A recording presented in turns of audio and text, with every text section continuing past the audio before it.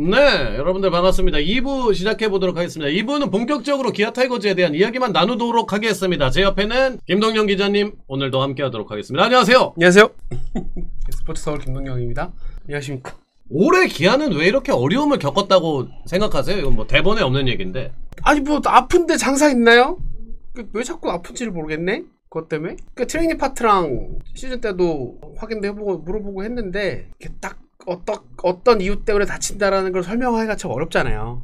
그것 때문에 좀 1년 내내 아마 전전긍긍 했을 텐데 글쎄요, 잘 모르겠습니다. 왜 이렇게 다치는지. 중간에 트레이닝 파트도 뭐 교체를 해보고 1, 2군을 바꿨었죠. 저는 뭐 모든 팀이 마찬가지긴 하지만 풀 전력이 오롯이 돌아가면 이렇게까지 자빠질 팀이라고 생각을 안 하는데 뭐 당연히 그렇게 생각하실 거고, 김도영이 3번 아플 줄 누가 알았겠어요? 그러니까 그게 좀 제일 컸고, 아무튼 이제 부상이 좀 너무 컸다. 네. 이렇게 보시는군요. 뭐 더 디테일한 다른 약점들이나 아쉬운 점들 또한 당연히 있었겠죠. 근데 우선은 뭐 그 점을 한번 짚어주셨고요. 김도영 선수는 어떻게 지내는지, 최근에 김도영 선수가 기사들에서 좀 이제 언급이 됐던 게 WBC는 내년 3월에 있고, 네네. 그 전에 이제 11월 달에 체코랑 또 일본이랑, 일본이랑 네, 평가전이 평가전, 있어요. 네. 기아 타이거즈에는 올해 성영탁 선수만 네. 예, 이제 뽑혔는데, 그러면서 김도영 선수는 뭐 뽑히지 않았다면서 조금 이제 기사에 좀 언급이 된 바 있어요. 그래서 네. 어떤 기사를 보니까 재활 전문 아카데미에서 재활을 한다고 네. 알려져 있다라고 봤거든요. 그래서 어떻게 지내는지 저도 좀 궁금했어요. 얼마나 지금 몸은 회복됐는지. 구단에서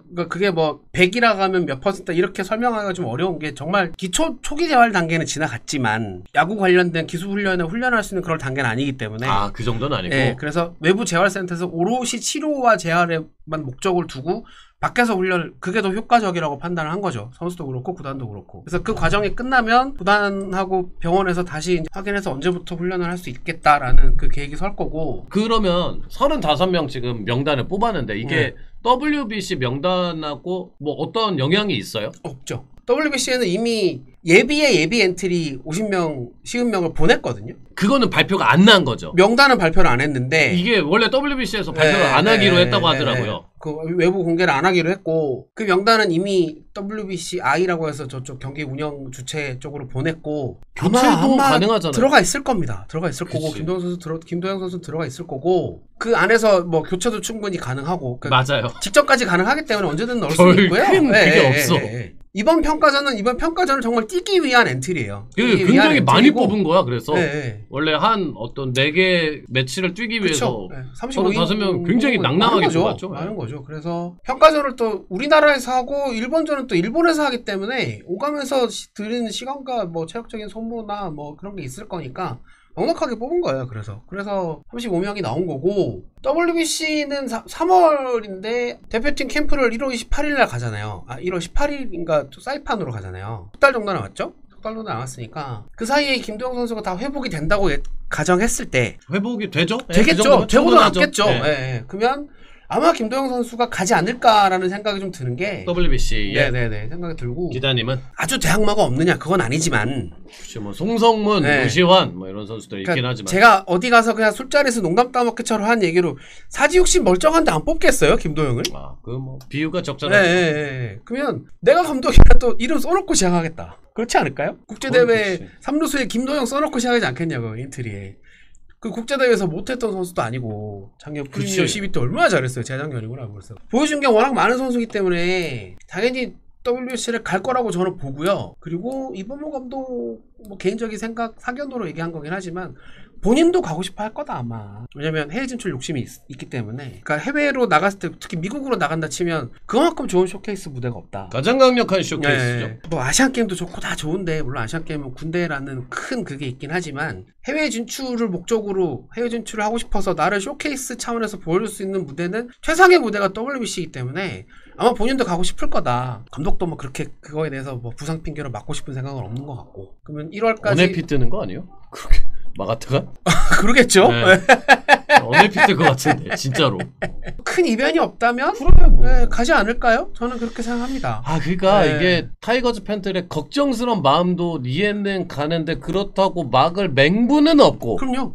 네. 그렇잖아요, 우리가. 그런 것 같아요, 상황이. 그러니까 다치지 않기를 바라고 빌고 기원하고, 이거는 당연한 거긴 한데, 야, 너 가면 다친다. 가지마. 이런다고 얘가 안 가겠냐고. 그러니까.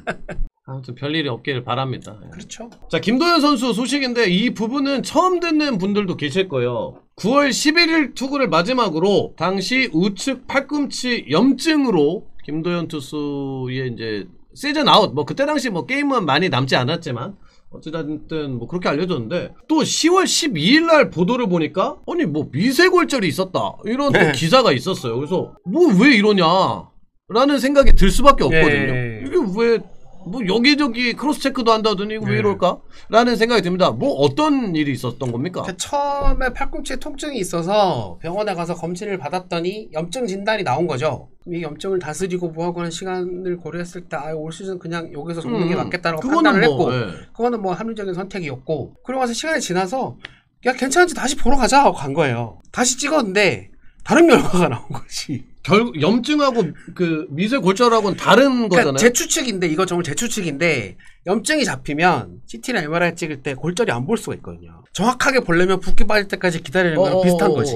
그래서 시간이 지나서 갔더니 미세골절 잠깐만 뭐야 이거 이렇게 된 거예요. 다행히 병원의 설명은 미세피로골절 그러니까 수술 같은 건 필요 없고 그냥 재활로 다 넘어갈 수 있고 미세피로골절입니다. 네, 미세피로골절. 수술이라든가 그런 시술 이런 게 필요한 건 아니고 아주 경미한 수준의 부상이어서 시간이 지나면 해결이 되고 재활로 다 충분히 커버할 수 있다라고 그렇게 진단이 나왔고 그냥 통상적으로 재활하고 있는 중입니다. 미세 피로골절은 막 경과가 엄청 안 좋은 뭐 이런 쪽은 아닌 거예요? 피로골절로 수술하는 경우는 잘 없죠. 병원을 처음에 갔을 때는 염증이라고 그러는데 뒤에 갔을 때는 골절이 나와서 구단이 당황을 한 거예요. 이거 뭐지? 그래서 김도현 선수 본인도 이걸 어떻게 받아들여야 되나 싶지 않았을까 뭐 그렇게 설명을 하던데 그래서 서로 그 구단도 당황하고 그 구단으로서는 졸제 이걸 숨긴 게 되잖아요. 그래 보이거든. 네. 그래서 되게 난감해하면서 저한테 막 설명을 하시던데 저도 이거를 중간에 전달하는 입장에서 이걸 어떻게 설명해야 되지? 라는 고민이 되게 많았어요. 그냥 드는 생각은 찐빠는 병원에서 낸 거예요? 뭐 그런 것 같아요. 그러니까 그런 추측은 할 수 있겠죠. 뭐 염증이니까 뭐 그냥 시간 지나면 괜찮겠지. 좀 던져보고 하다가 막 이럴 수도 있는데 그럴 가능성도 배제할 수는 없겠지만 어쨌든 구단의 설명으로는 뭐 그런 과정이 있었던 건 아니고 그 염증 다 나은지 보러 가자. 통증이 좀 가라앉았다고 하니 찍었는데 골절이요. 이 상황이 벌어진 거예요. 우리에게 설명해준 구단의 내용은 그렇습니다. 들으신 바대로입니다. 네네. 윤도현 선수가 이제 시즌 말미에 10월 2일날 3루타를 기록을 했고 또 3루에 가다가 손가락 단순 염좌 손가락 부상이 있었는데 지금 이제 기아 타이거즈가 교육리그 참가를 했고 오늘까지 해서 이제 1승 1패 첫 경기 대학리그에게 패하고 NC 다이노스에게는 또 3대2로 승리를 했던데 요거 이제 교육리그 엔트리에 없는데 부상의 여파냐? 이거를 우선 궁금해하셨습니다. 특별히 부상 여파는 아닌 것 같고요. 마무리 캠프를 일본으로 가거든요.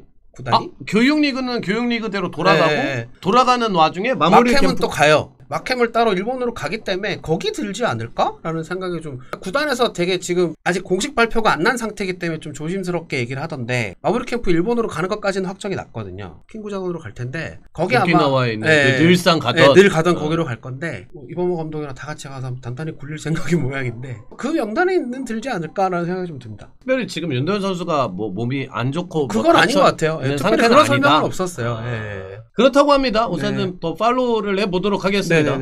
위즈덤이 전반기와 후반기가 사실은 그 성적의 격차 굉장히 큽니다. 제가 제 방송 통해서 영상을 통해서는 여러 번 설명을 드렸는데 근데 또 이제 후반기에 어떤 바비비 굉장히 또 떨어져 있는 타자기는 해. 그러니까 바비비 1월 8푼 9리였어. 후반기 바비비 1할 8푼 9리에요. 굉장히 운이 없기도 했는데 이 선수의 특징 중 하나였던 출루율도 굉장히 하락했거든요. 그래서 저는 그 부분이 상당히 궁금했어. 이게 또한 연유로 굉장히 출루율 차이도 이렇게 크고 왜 이럴까? 팀에서는 좀 후반기 위즈덤에 대해서 우선 어떻게 바라봤는지. 이걸 뭐 지금 뭐 프런트 쪽에서는 뭐 다 지난 일인데 라면서 말을 좀 아꼈는데 시즌 내내 그냥 오다 갔다 구단은 감독이랑 코치한테 들었던 얘기를 종합을 해보면 소위 말해 자신감이 그러니까 내 생각보다 너무 안 되니까 너무 많은 걸 시도를 했던 것 같아요. 본인 스스로.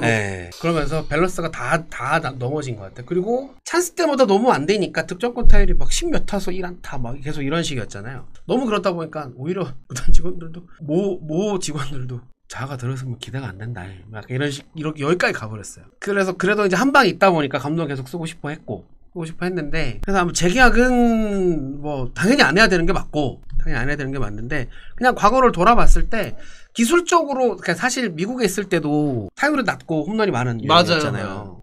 에버리지 타율에 대한 기대는 뭐 그게 막 3할 칠 거다 이런 기대보다는 그치. 그냥 정말 우타 거포 일루수의 역할을 바라고 데리고 온 건데 그거에 대한 기대치를 하나도 충족을 못 시켜줬기 때문에 거포는 해줬어요. 거포는 했죠. 포는 했죠. 포는 했는데 그 포만 했잖아요. 그지 포만. 네, 포만 했잖아. 아 아쉬워. 요즘 야구가 옛날처럼 홈런만 뻑뻑 치면 좋은 타자가 그런 평가받는 것도 아니고 내년에 다시 보실 일은 없을 것 같고요. 기자님이 봤을 때는 재계약 가능성은 거의 없어 보인다. 제로죠, 제로. 제로. 네. 오. 김동용 네. 기자님이랑 하면서 웬만하면 이런 얘기 잘 안 하는데. 제로라는 소리 나 처음 들어본 거 웬만하면 이런 얘기 잘 안 하는데. 아 제로 재계약을 했다가 무슨 뒷감당을 하려고요. 그쵸? 네. 저도 그렇게 생각해요. 근데 이제 요거는 이제 가상 시나리오. 네. 전반기 위즈덤이야. 네. 전반기 성적에서 끊어졌어 시즌이 네. 딱. 그러면은 고민을 했겠죠. 응원했을 거야. 만약에 고민했을 프런트에게 저는 응원의 메시지를 보냈을 거야. 네. 그리고 전반기랑 후반기랑 가장 결정적인 차이는 약점 파악이 너무 확실하게 됐어요. 떨공삼. 바깥쪽 그 우측 슬라이더로. 우투수가 던지는 슬라이더에 감당을 못 하잖아요. 그리고 요즘은 원태인 선수도 그런 유형인데 우투수 상대로 체인지업 던져요. 떨구잖아요, 그냥. 아 우타자 상대로. 네. 뭐 그렇기도 우투수가 하고. 우타자 상대로 체인지업 던지거든요. 이걸 던지든 그러니까 포크볼은 당연히 던지는 거니까 그렇다 치고 포크볼 없이 체인지업만 던지는 선수들도 그냥 앞에서 똑 떨어지게 던진단 말이에요. 이게 컨트롤이 된단 말이죠. 그러면 떨어지는 공에 대한 감당이 안 돼요. 어느 순간부터 그거에 대한 그러니까 그걸 아예 그래 넌 떨어져라 나는 휘두른다 수준까지 가버린 것 같아. 그런 얘기들도 있었어. 혹시 타격 코치가 뭐 적극적으로 타격을 해라 이렇게 해서 이제 그런 거 아니냐 이런 이제 그러니까 너무 시선으로 보시는 분들도 있더라고. 뭐 너무 위축되지 말라 정도의 얘기는 하죠. 아 그 얘기랑 그 얘기는 네. 되게 다르다. 네. 너 적극적으로 쳐랑 너 위축되지 마. 이건 네. 좀 느낌이 다른데. 그런 얘기 정도는 하죠. 아 그거 해야지 그. 덮어놓고 휘두르라고 하는 코치는 없습니다. 그런 코치는 없고요. 듣지도 않겠다 네. 그렇게 말하는. 뭐라고?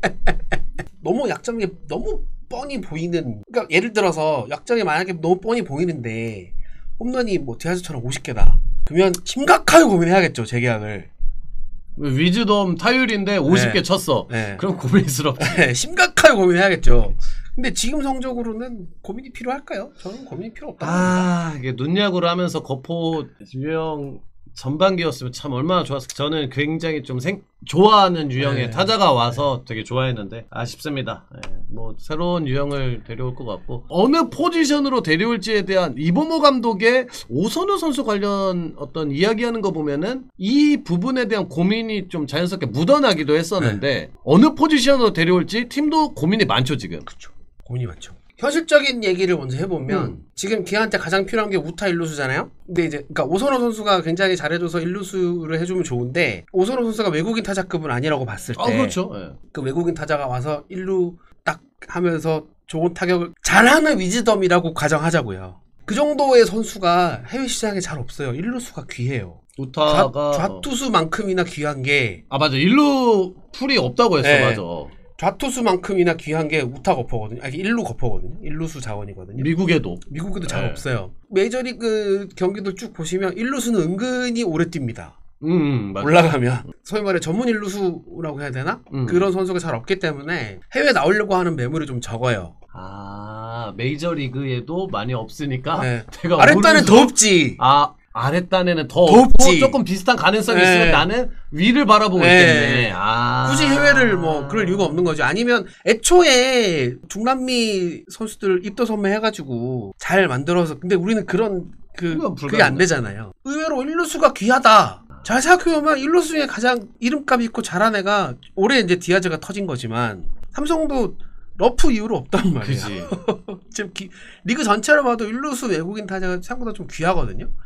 그렇다 보니 덮어놓고 일루수를 데려올게요라고 하기도 모호한 거죠 지금. 그런 와중에 올해 오선우라는 카드가 나왔기 때문에 그럼 오선우가 일루를 딱 방다치면 그럼 외야를 봐야지. 그럼 이게 종합적으로 이어지는 거죠. 그러니까 잘 생각해보면 일루수가 생각보다 귀해요. 리그 원래 전체로. 오스틴이 코너웨어예요? 오스틴도 원래 일루수는 아니에요. 아. 내가 듣기로 좌익 우익 받나 그럴 거예요. 오스틴도 일루수 처음에 왔을 때 좀 애 좀 먹었다고 들었거든요. 네. 그래서 그걸 뭐 여기서 어떻게 만드느냐의 문제는 다른 차원의 그 다음 단계의 문제니까 데려왔을 때 어떻게 할 거냐로 놓고 보면 우선으로 일루수를 그러니까 사실 외야에서 만세를 몇 번 불렀잖아요. 일루와 외야 훈련을 다 굴려보긴 할 건데 우선으로 일루수가 더 편하다고 하니까 우선으로 일루수로 놓고 타격 능력을 살린다고 하면 외야는 다시 다른 외국인 타자나 외야수로 갈 확률이 높겠죠? 약간 유형으로 친다면은 에레디아나 그때의 레이에스 같은 유형, 교타자 유형 이번에 이제 장타자를 데려왔다 이제 불이 났으니까 혼났으니까 약간 교타자를 데려오지 않을까라는 저의 추측은 있긴 합니다. 저도 좀 그런 생각이에요. 그러니까 호타준족 그런 유형의 스타일 그쪽이 상대적으로도 풀도 좀 넓기도 하고 데려올 만한 선수가 버나디나보다는 훨씬 더 구하기 좋겠지. 왜냐하면 중견수에 한정되어 있지 않으니까. 사실 중견수인데 수비를 괜찮게 하면서 결국 리그를 지금 10년간 보면 중견수인데 수비를 괜찮게 하면서 공격도 어지간히 했던 타자는 진짜 버나디나하고 뭐 알테어? 알테어 정도 괜찮았으니까. 많지 않아 보면은 생각보다 우리나라 오는 중견수들이 저거 뭐야 저게 중견수가 뭐야 저거 약간 이런 소리 나거든요. 그러니까 극단적으로 말씀을 드리면 우리가 필요한 선수는 해외에도 잘 없어요. 그게 가장 궁극적인 문제예요. 그러니까 우리가 필요한 선수는 어려운 포지션이 많잖아요. 중견수, 유격수야 우리가 다 팀마다 있으니까 그렇다 치고 유격수, 일루수 뭐 등등등 코너웨야 뭐 이런 쪽은 풀이 아무래도 넓으니까 그쵸. 꼭 내가 필요한 건 딴 사람도 필요해. 그게 제일 문제지. 그럼 코너 외야 정도면 그래도 좀 낫죠. 낫지. 좀 낫죠.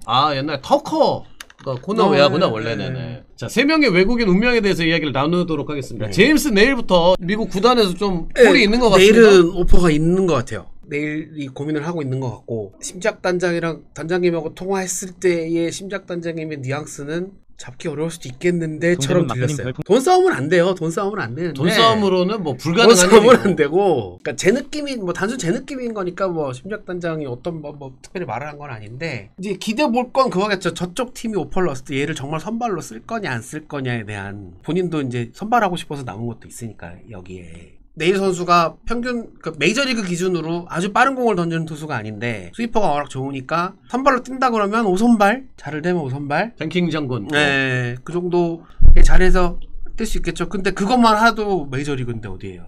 여기 있는 것도 훨씬 낫지. 맞지. 돈에서는 차이가 안 되잖아요. 여러 가지로. 돈은 의미가 없다니까요. 저기 2년 500만 달러라고 생각을 해보자고요. 예를 들어서 그러면 우리가 2년 500만 달러를 줄 수 있냐고요? 안 되잖아요. 무리해서 줄 수는 있겠지만 나머지 두 자리를 생각했을 때는 전체 금액 놓고 봤을 때 안 되니까 어려우니까. 오퍼가 들어오면 아마 넘어갈 수도 있을 것 같다는 생각이 좀 들어서 그러면 내일의 운명에 따라 올러의 운명이 같이 바뀝니다. 왜 그렇게 보십니까? 지금 올러에 대해서는 평이 그렇게까지 나쁘진 않아요. 구단 내부적으로. 근데 부상이 문제였던 거잖아요. 아니 원래 커리어에선 부상이 없는 애예요. 없는 선수였어요. 네 답답하네 나 진짜. 그러니까 부상이 없었던 것도 높이 평가해서 데려온 건데 아파버리니까 안 아프고 멀쩡할 때는 잘 던졌기 때문에 공도 빠르고 막판의 경기들은 좋았잖아요. 그러니까 저는 그 생각 얘가 이제 완전히 안 아프구나 그쵸 라는 생각을 했거든요. 그전엔 좀 이렇게 했고 그래서 그냥 보내기는 아깝긴 한데 아까워. 또 무턱대고 뭐 잡겠다고 하기 전에 뭐 이거 좀 어떻게 해야 되지 뭐 그래서 그 고민을 하고 있는데 만약에 내일이 빠진다 그러면 올로도 같이 포기할 가능성이 있죠. 아예 그냥 새로운 그림으로 이미 내일을 봤기 때문에 내일급의 선수가 필요할 거 아니에요. 당연히 내일 같은 선수를 데려오고 싶을 거 아니에요. 내일이 만약에 남는다 그러면 올러도 두 번째 옵션 2옵션 정도로 쓰면 갖고 가면 괜찮은데 근데 반대로 생각할 수도 있잖아요. 내일을 바꾸기 때문에 사실은 3명을 다 바꿔야 되는 입장에서 그렇죠. 그럴 수 있죠. 한 명의 카드라도 좀 안정적인 카드를 둘 수 있지 않을까라고도 볼 수 있는데 왜 기자님은 그렇게 보시는 거예요? 저는 그러니까 지극히 제 생각입니다. 제 생각인데 외국인 선수 한번 말씀하신 대로 보험용으로 한 명 안고 있는 게 좋긴 한데 저는 나쁘지 않다고 생각하거든요. 근데 저는 내일이 만약에 나간다 그러면 저는 그냥 다 바꿀 것 같다는 생각이 강하게 일단 들고 첫 번째고 그게 제 생각이고 두 번째로 올러가 부상으로 빠졌던 시기가 기아가 가장 이렇게 확 떨어진 시기이기도 해요. 맞아요. 그래서 그 시기에 대한 임팩트가 이범호 감독 뇌리에 굉장히 세게 박혀 있어요. 근데 그 내용은 사실은 우리가 실패한 시즌들을 생각해 보면은 항상 팀이 외국인 투수를 기다리고 있었을 때 그들이 없었다? 옛날에 션 놀린도 그랬었고 중요할 때마다 없는 애들이 네. 있어. 나중에 와서 그러니까 지나고 보면 스탯이 이쁘게 짜여져 있는데 중요할 때 없어. 체감이 안 되는 네. 애들이 있거든요. 올러가 사실은 체감상 좀 안 좋은 투수지. 네. 다 끝나고 나서 그랬으니까. 그래서 돌아봤을 때 그 시기가 너무 아쉽다라는 음. 얘기들을 많이 해서 그래서- 그 얘기 듣는 순간 바꿀 수 있겠네라는 생각이 들었죠. 아, 그동안에 네. 어떤 다니시면서 들어봤던 네. 이야기를 종합해 봤을 때 결국 제 느낌이긴 한데요. 제 느낌이긴 한데 아닐 수도 있지만 네, 아닐 수도 있지만 올러는 교체를 무조건 한다 보다는 바꿀 가능성이 좀 있다, 좀 높다라는 생각, 그게 제 생각이고 내일이 남으면 오히려 같이 남을 수도 있겠지만 내일이 괜찮지. 떠나면 같이 떠날 수도 있겠다라는 생각이 좀 듭니다. 내일 잔류 시 잔류, 내일 교체 시 교체. 운명 공동체. 네. 원치 않네. 제 생각인데 제 생각. 네, 네, 근데 제 뭐 생각이- 이거는 봐야 되고 네. 라우어 지금 미국 가서 엄청 뭐 그러니까요. 아주 성공했습니다. 네. 가을 야구도 나오고. 근데 라우어도 오히려 내일이 나가면 라우어는 남는 네. 어떤 시나리오에 네. 대해서 라우어가 이제 미국에 가서 이야기하기도 네. 하고 그랬더라고요. 그래서 지금 아예 판 새로 깔 수도 있겠다는 생각이 드는 거예요 저는. 음, 지금 구단이 뭐 시즌은 끝났지만 시즌 때 이상으로 바쁘게 움직이고 있거든요. 내부적으로. 그래요? 움직여. 내부 평가를 지금 되게 디테일하게 하고 있어요. 올 시즌을 뭐 당연히 실패니까. 그렇죠. 네. 무엇이 문제였고 왜 실패했는지에 대한 그거에 대한 정말 진짜 디테일하게 내부적으로 판단을 하고 있어가지고 그것 때문에 되게 바빠요 지금 구단이. 좋은 시간이네요. 네, 그래서 만약에 내년에 다시 도약하기 위해서 필요한 게 무엇인지에 대한 결론이 나왔는데 그 결론에 외국인 교체까지 포함된다 그럼 싹 다 바꿔야지. 그건 구단이 판단하는 거니까.